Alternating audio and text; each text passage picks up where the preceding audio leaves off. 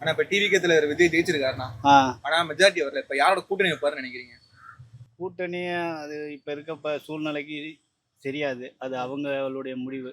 அது மக்கள் வந்து நீங்கள் இன்னாரோட தான் போய் ஜாயின் பண்ணணும் அப்படின்றது நம்மளால் சொல்ல முடியாது. அங்கே உள்கட்சி பிரச்சனை இருக்குது, வந்தவங்க பிரச்சனை இருக்கும், அதெல்லாம் பார்த்துட்டு அவங்க பண்ணிக்குவாங்க. அதை பற்றி இல்லை, எப்படியும் முதல்வராக வந்துடுவார்.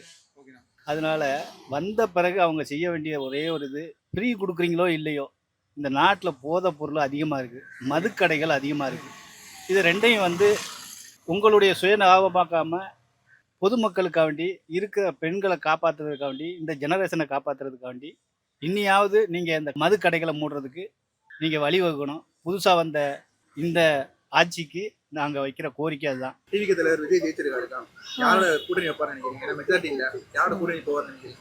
ஏடிஎம்கேவோட போவாருன்னு நினைக்கிறேன். அவர் ஆட்சி அமைச்சோன்னே என்ன பண்ணா நல்லா இருக்கும்? உங்களோட கோரிக்கை என்ன? முதல் திட்டம் எது பண்ணா நல்லா இருக்கும்? லேடிஸ்க்கு பஸ் விடுறேன்னு சொல்லியிருக்காரு ஃப்ரீயா. எல்லா பஸ்ஸுமே ஃப்ரீன்னு சொல்லியிருக்காரு. அது செஞ்சால் நல்லாயிருக்கும். அப்புறம் அண்ணன் சீருன்னு சொல்லியிருக்காரு, அது செஞ்சால் நல்லாயிருக்கும். சிலிண்டர் சொல்லியிருக்காரு குடும்ப தலைவிக்கு. ஆமாம், அது செஞ்சால் நல்லாயிருக்கும். ஆனால் முடியுமான்னு தெரியல. அதுதான் உங்களோட கோரிக்கை அதான் சொன்னதை செய்யணும் அவங்க. மாசம் எத்தனை தராங்க? ஆமாம், அதுதான். அது கொடுத்தா நல்லா தான் இருக்கும்.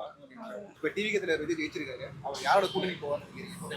காங்கிரஸ் கூட போனால் ஓகே, இல்லைன்னா ரெட்டை இலை அந்த மாதிரி இதுக்கு போனால் ஓகே, ஃபைன். ஸோ அவர் வந்து ஆட்சியில் வந்து என்ன மாற்றலாம் இல்லை என்ன பண்ணலான்னா, எஜுகேஷன் ஃபஸ்ட்டு, அதுக்கப்புறம் வந்து ட்ரிங்கிங் வாட்டர் அந்த மாதிரி இதில் ஏதாச்சும் சேஞ்ச் பண்ணலாம். மெயினாக ரோடெலாம் இப்போ பார்த்திங்கன்னா நிறைய இடத்துல வந்து கொஞ்சம் கஷ்டமாக இருக்குது. ஸோ ரோட் ஃபெசிலிட்டிஸு இந்த மாதிரி சின்ன சின்ன விஷயங்கள்லாம் அவர் மாற்றலாம் அப்படின்ற ஒரு இது எங்களுக்கு இருக்குது. ஒயின் ஷாப் முன்னோம், பிகாஸ் அது என்னன்னா நிறைய பேருக்கு வந்து அதோட இம்பார்ட்டன்ஸ் தெரிய மாட்டேங்குது.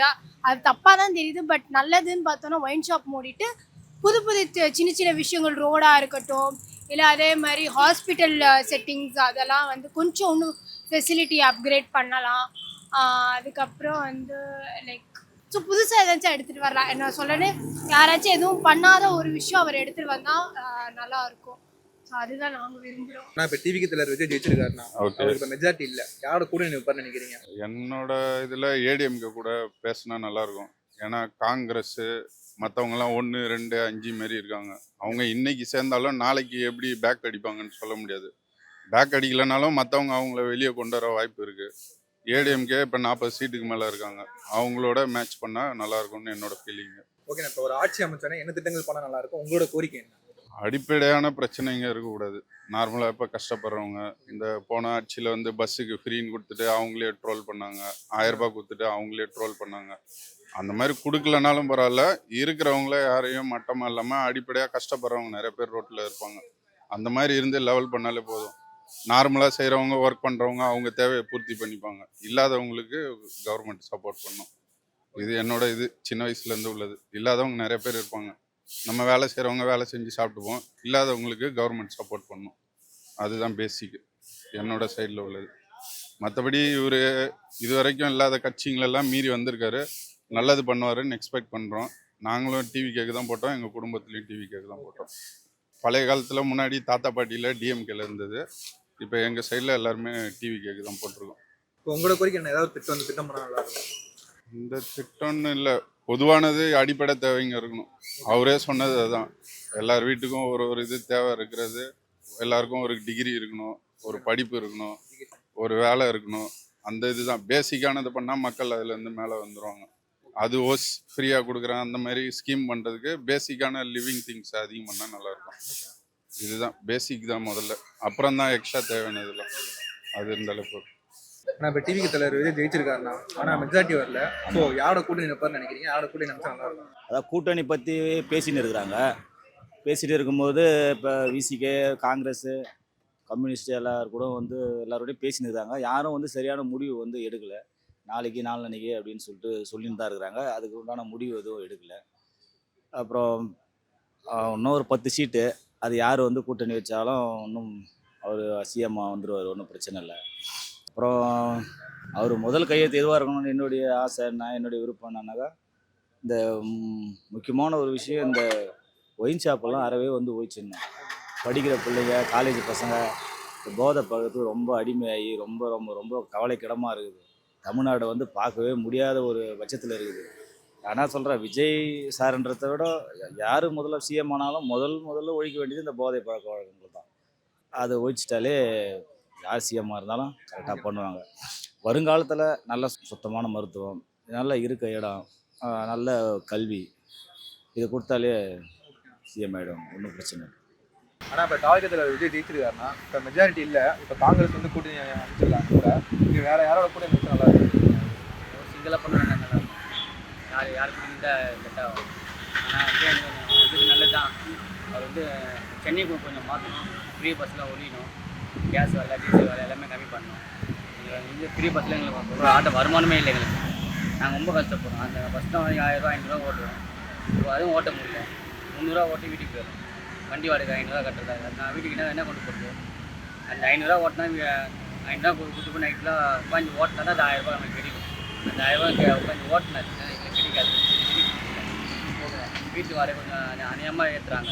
கரண்ட் பில் ஏறி போய் காய்கறி வேலை, அரிசி வேலை, இந்த ஆட்டோ இன்சூரன்ஸ் எக்ஸ்ட்ரா பாஸ் பண்ணுறோம், அதெல்லாம் வேலை ஏறி போய் அதெல்லாம் கொஞ்சம் கம்மி பண்ணாங்க. வந்து நல்ல ஆட்சி வந்திருக்குது. ஓகே, அது வந்து நம்ம நல்லா கண்டினியூ பண்ணணும். ஆனா அவர் பாத்தீங்கன்னா எலெக்ஷன் வாக்குறுதியிலே வந்து பாத்தீங்கன்னா ஃப்ரீ பஸ் விடுறேன்ற மாதிரி சொல்லியிருக்காருண்ணா. சரி, அப்ப நீங்க ஃப்ரீ பஸ் வேணான்றீங்க, அப்ப ஆல்ரெடி என்ன பண்ணலாம்னு நினைக்கிறீங்க? அது வந்து ஒரு கிராமத்தில் போனால் அது பிரோஜனம்.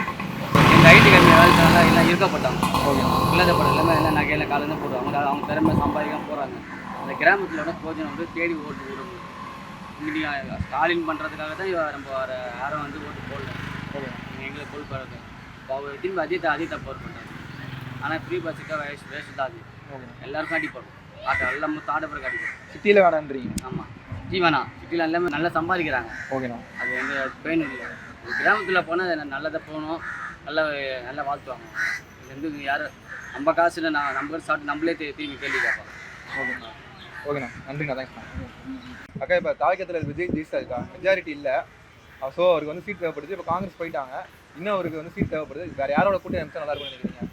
இது வந்து மகத்தான வந்து வெற்றி ஒன்றும் இல்லை, இது வெற்றி தான். ஆனாலும் வந்து வரலாறுல இது சிறந்த ஒரு வெற்றி. எப்படின்னா, ஒரு நடிகராக வந்து முதலமைச்சர் ஆனது 2 பேர் தான். ஒன்று எம்ஜிஆர், இன்னொன்று இவர்.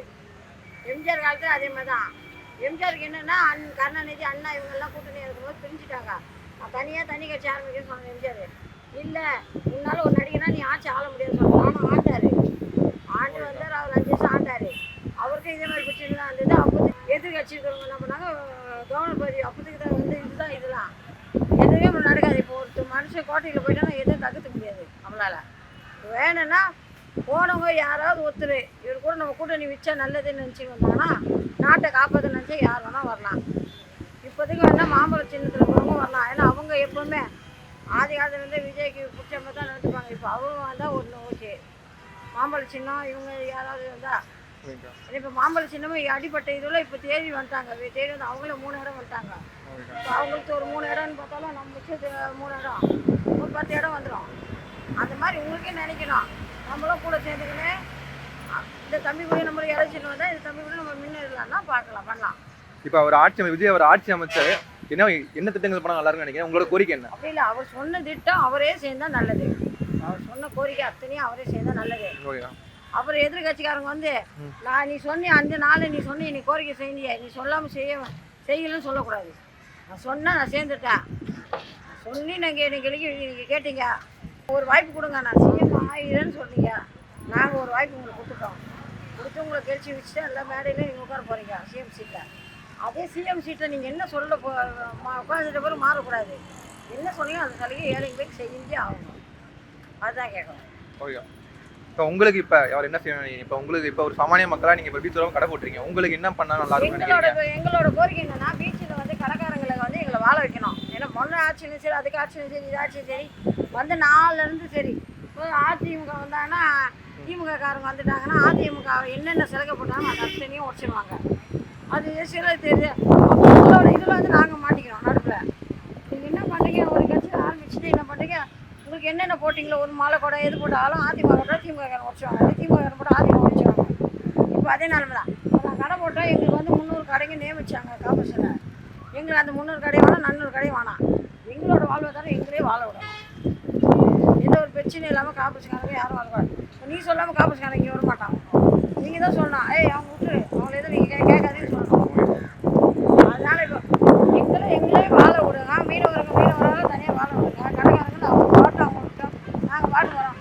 உங்களுக்கு தேவையான நீங்கள் கேட்டது என்ன கோரிக்கை, ஒரு நிமிஷம் டைம் கேட்டீங்க கடை போட்டு, நான் ஒரு வாய்ப்பு எனக்கு கொடுங்க, நான் அதேமாதிரி நாங்கள் ஒரு வாய்ப்பு கேட்குறோம். எங்கள் கடை போட எங்களுக்கு நிறையா போட விட்டுருங்க. ஆட்சிக்கு வந்த சிஎம் கூட வந்து புது சிஎம்க்கு நாங்கள் கேட்குறது ஒரே கோரிக்கை தான், எங்களே கடை போட விட்டா போதும். ஓகே. வேறு எதுவுமே இல்லை. எங்கள் வாழ்வாதாரத்தை எங்களை வாழ வச்சா போதும். ஒருத்தர் கையை காட்டினா போதும் முன்னேறாங்களா. அந்த மாதிரி நீங்கள் கையை காட்ட, உங்களுக்கு ஒருத்தர் கையை காட்ட எம்ஜிஆர் விஜயகாந்த் காட்டினாரு, வாடா செந்தூர் பாண்டி வாடான்னு அறிமுகப்படுத்துறாரு. இதே நீங்கள் போலீங்க உங்களை எதுவும் நாங்கள் சொல்ல கொடுப்போம். ஓகேங்க. இப்போ டிவிகே தலைவர் விஜய் வந்து ஜெயிச்சிட்டாருங்கக்கா. இப்போ மெஜாரிட்டி இல்லை, இப்போ வந்து காங்கிரஸோட கூட்டணி அமைச்சிருக்காரு. வேற யாரோட கூட்டணி அமைச்சா நல்லா இருக்கும்னு நினைக்கிறீங்க? கண்டிப்பாக காங்கிரஸோட பண்ணாலும் நல்லது தான். ஏன்னா அவங்களுமே வந்து காமராஜர் சாரோட இதுதான் காங்கிரஸ்ன்றது.